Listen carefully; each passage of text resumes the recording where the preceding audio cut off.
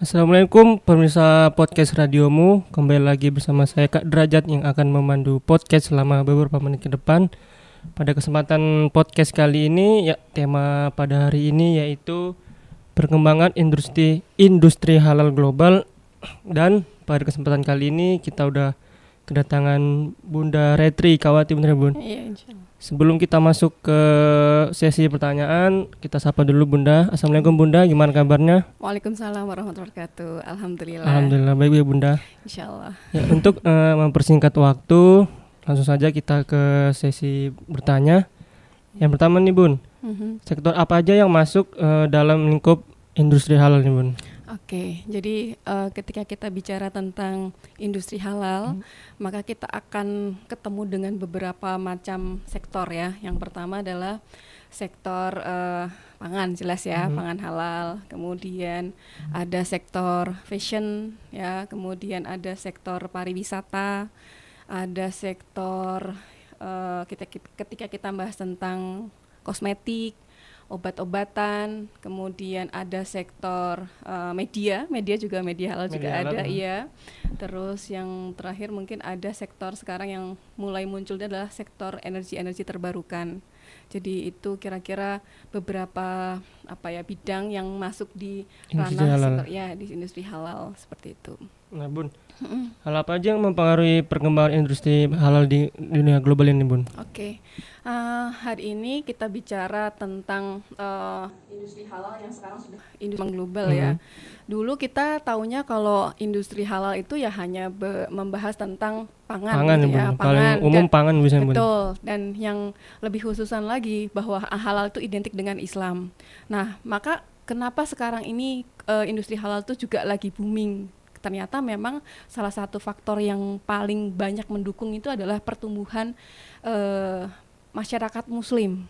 Jadi ternyata mulai tahun medio 1990-an nih perkembangan penganut muslim di dunia itu semakin meningkat. Apalagi hari ini mungkin Islam bisa menjadi penduduk yang mayoritas di bumi ini secara global.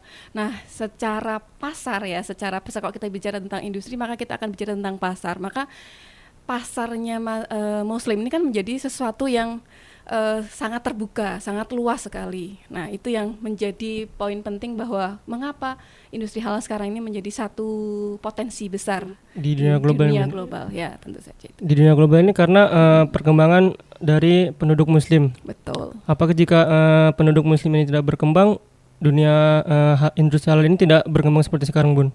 Ya betul, karena kan sekarang yang bergerak masuk ke ranah industri halal pun tidak hanya dari yang notabene adalah negara-negara muslim. Jadi justru malah negara-negara yang minoritas muslim semacam Jepang, Thailand, kemudian Australia itu yang memang mereka juga punya konsen ya terkait dengan pengembangan industri halal. Apalagi mereka juga melihat bahwa tadi yang saya sampaikan di awal bahwa sektor industri halal itu tidak hanya di ranah makanan atau tapi mereka juga membidik ke ranah pariwisata. Nah, pariwisata fashion. Betul. Jadi kalau pariwisatanya mereka yang datang ke negara mereka itu adalah notabene banyaknya muslim, kan mereka juga harus bisa mempersiapkan menyesuaikan juga punya. Ya betul, industri halal itu seperti untuk persiapan di ranah pariwisata seperti itu.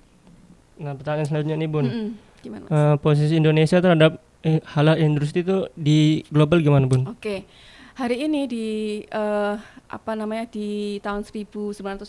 2019 dan 2020 ada pelaporan dari Global Economic yang bicara tentang Global Islamic Economic Indicator. Indonesia itu masuk ke 5 besar. 5 besar? Ya, jadi produsen halal yang masuk ke 5 besar di dunia. Tapi tentu saja itu masih belum bisa mencapai target karena Indonesia sebenarnya masih punya potensi yang lebih luas lagi ya.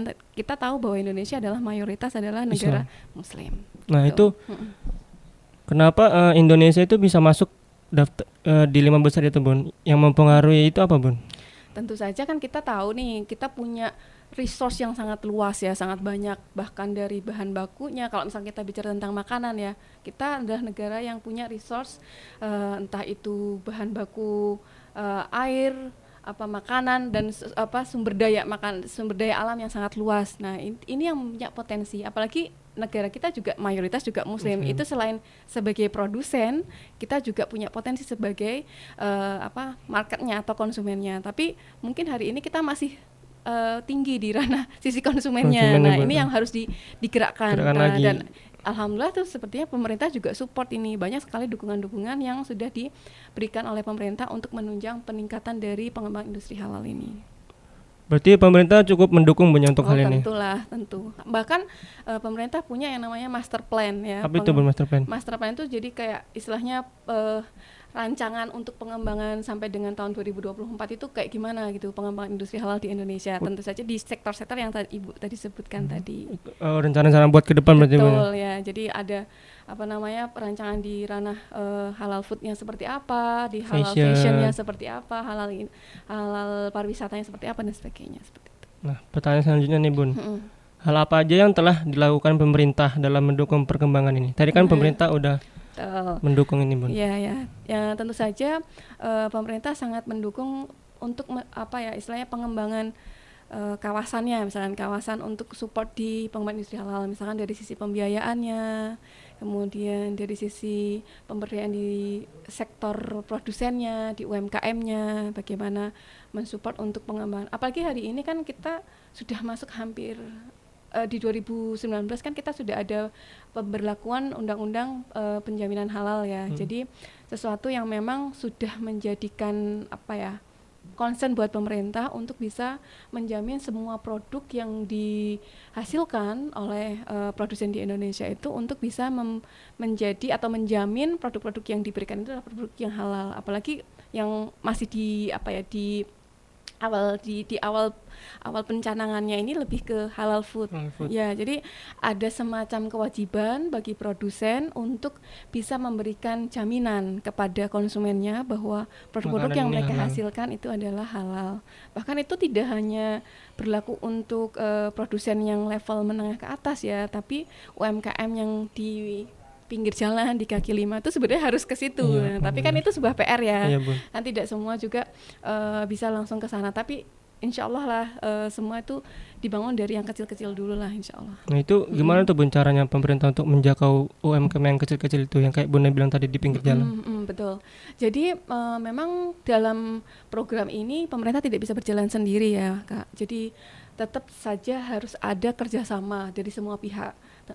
Misalkan dari pihak swasta. Misalkan hari ini Halal Center kami di Universitas Ahmad Dahlan kita bekerja sama mendampingi dari UMKM binaan dari CSR-nya Pertamina. Ya, jadi dari Pertamina ini punya semacam kayak agenda, punya program yang ingin mengembangkan atau membangkitkan UMKM yang masih ya belum punya berdaya lah, belum berdaya. Masih agak di bawah gitu Bang. Betul. Kemudian bagaimana meningkatkan kelas ya. Jadi istilahnya kayak UMKM naik kelas seperti itu dengan mencoba untuk kami di Halal Center ini untuk mendampingi mereka untuk menyusun SCH. Nanti pengajuan SCH sehingga ketika mereka punya sistem jaminan halal, mereka punya potensi untuk bisa mengembangkan lagi pasarnya seperti itu. Nah itu udah berjalan berapa lama itu Bang kalau boleh tahu? Ini masih ongoing, ini masih dalam proses ya. Semoga aja nanti di kesempatan berikutnya ada juga teman-teman dari CSR lain ataupun dari pihak-pihak lain yang ingin bekerjasama. Betul, karena saya yakin memang benar kalau kelemahan di UMKM kita untuk bisa go internasional itu memang tidak mudah ya. Karena kan memang ketika kita bicara tentang jaminan halal itu kan berarti kita bicara tentang kualitas. Nah, sementara kalau kita mau bicara ketika kita mau produk kita keluar itu ada banyak tantangannya, Kak. Jadi tantangannya itu yang pertama adalah kualitas tadi. Kalau kita mau go internasional, kita sudah punya apa? Jaminan kualitas di kita itu apa? Itu yang kan dipertanyakan kan di pasar internasional. Kemudian yang berikutnya adalah quantity secara jumlah. Kadang kita oke aja, kualitas bagus, tapi gimana dengan kuantitasnya? Kuantitasnya begitu. Kadang kuantitasnya itu tidak bisa continue. Nah, ini yang menjadi PR. Sedangkan kalau yang di jaminan halal itu ketika kita bicara tentang kualitas, quantity itu ada traceability juga. Ya, nanti jadi ketelusurannya itu bagaimana? ketelusuran. Jadi itu memang ya sangat kompleks ya kalau kita bicara tentang halal tuh. Halal, iya benar. Iya betul. Nah itu kan tadi di yang pangannya Bun ya. Kalau yang di fashion itu apakah ada yang seperti itu Bun? Ya fashion itu kalau fashion itu kan lebih banyak menggunakan bahan-bahannya kan. Kita tahu misalkan kita menggunakan bahan-bahan misalkan Dari kulit gitu Bun ya. betul kan ada penggunaan kulit yang misalkan kulit babi, maaf itu ya. Jadi ada yang digunakan misalkan di sepatu, di tas ya, mungkin ada di baju. Ya kita tahu sih, masya Allah ya, Allah sudah memberikan semacam indikasi bahwa ada tanda-tanda yang kita tahu dari ini tuh kulit babi atau kulit yang lain gitu. Misalkan dengan tanda-tanda tiga dan seterusnya kayak gitu. Nah itu tadi pemirsa podcast radiomu bincang-bincang Kak Derajat dengan Bunda Reti. Kita akan lanjutkan sesi berikutnya setelah yang melewati ini.